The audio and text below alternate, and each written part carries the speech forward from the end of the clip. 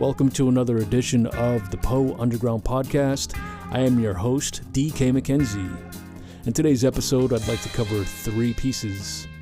These 3 pieces are all written by Englishmen, the first one being a novelist.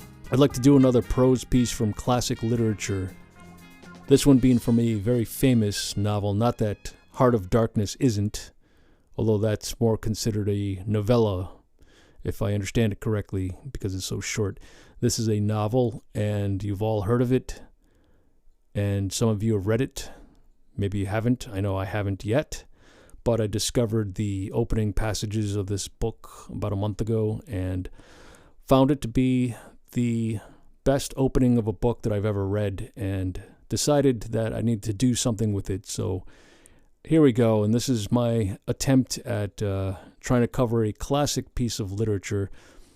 And what I'm doing in this piece is I'm including the first 2 paragraphs of the book, and then we're jumping to the 3rd chapter. And this is A Tale of Two Cities by Charles Dickens. And the music comes from my second studio album.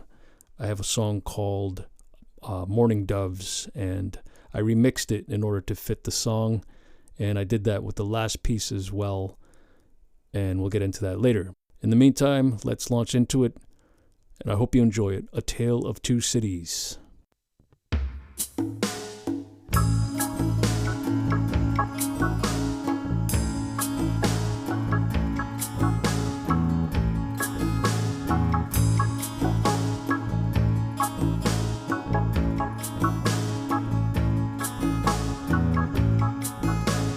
It was the best of times, it was the worst of times, it was the age of wisdom, it was the age of foolishness, it was the epic of belief, it was the epic of incredulity, it was the season of light, it was the season of darkness, it was the spring of hope, it was the winter of despair. We had everything before us, we had nothing before us. We were all going direct to heaven. We were all going direct the other way, in short.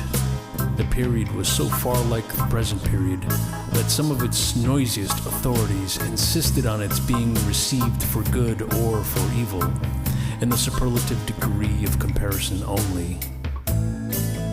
There were a king with a large jaw and a queen with a plain face on the throne of England.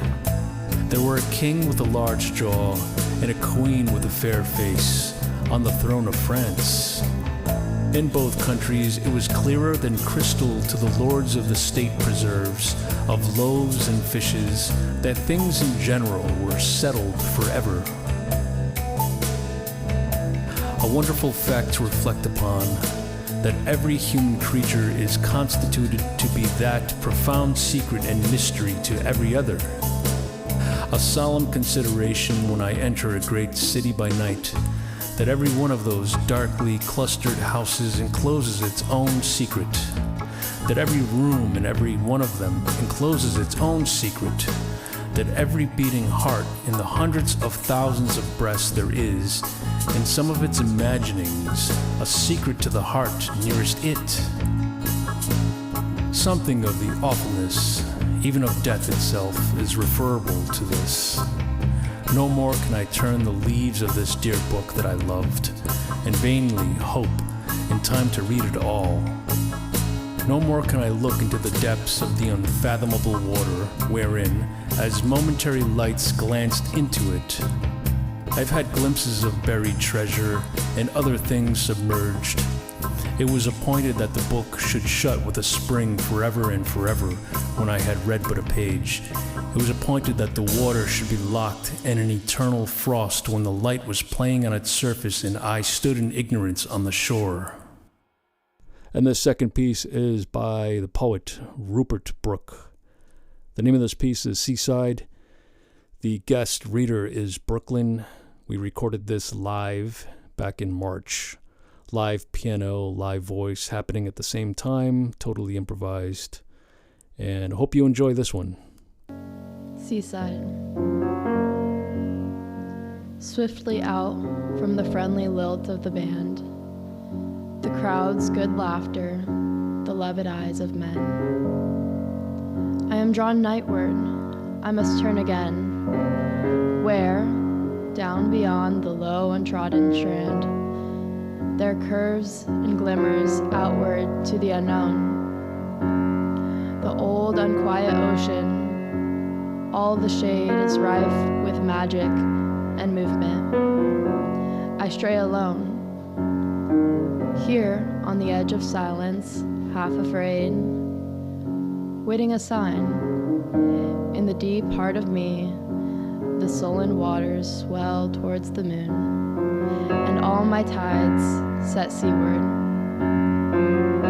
From inland leaps a gay fragment of something mocking tune that tinkles and laughs and fades along the sand and dies between the seawall and the sea. End.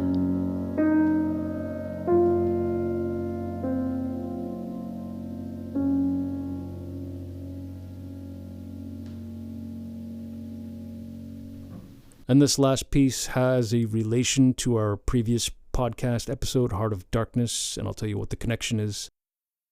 It is a very famous poem, and I know some of you have heard it before. You probably read this in school. Myself, I've never read the poem until a few days back, which I know is very pathetic for a poet to say, but it is true. Now, reading the opening lines, I knew I heard this poem before, and I realized that this poem is featured in the movie Apocalypse Now, which happens to be one of my favorite films, which is based on Heart of Darkness. So there you go. There's our connection to last week's episode. Aside from the prose or classic prose that we opened with, the other connection is the connection to Apocalypse Now, Heart of Darkness.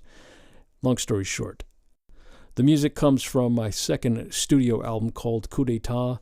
The name of this song is called Immortal, and I remixed it to fit this song, and I think it fit perfectly.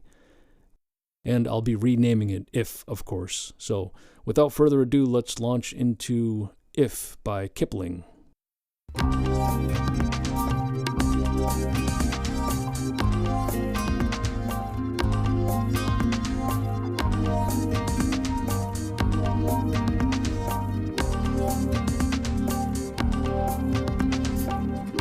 If you can keep your head when all about you are losing theirs and blaming it on you. If you can trust yourself when all men doubt you, but make allowance for their doubting too. If you can wait and not be tired by waiting or being lied about, don't deal in lies.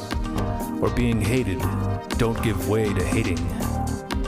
And yet don't look too good nor talk too wise. If you can dream and not make dreams your master,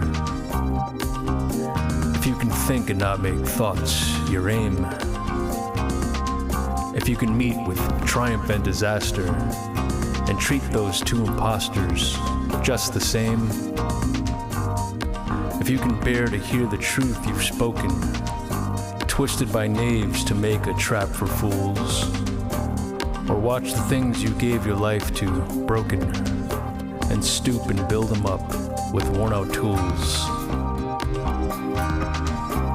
If you can make one heap of all your winnings and risk it on one turn of pitch and toss, and lose and start again at your beginnings, and never breathe a word about your loss.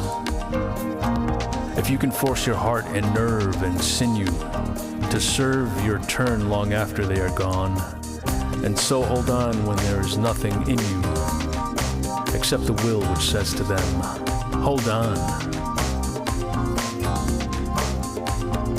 If you can talk with crowds and keep your virtue, or walk with kings nor lose the common touch, if neither foes nor loving friends can hurt you, if all men count with you but none too much, if you can fill the unforgiving minute with 60 seconds worth of distance run, yours is the earth and everything that's in it,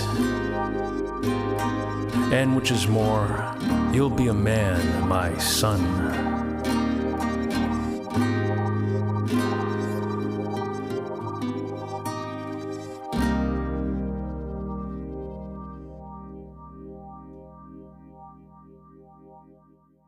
And that is it for today's episode of the Poe Underground podcast. Please feel free to reach out on social media and or thepoeunderground.com. Leave any comments and or suggestions for future material. And we'll see you in 2 weeks. Take care.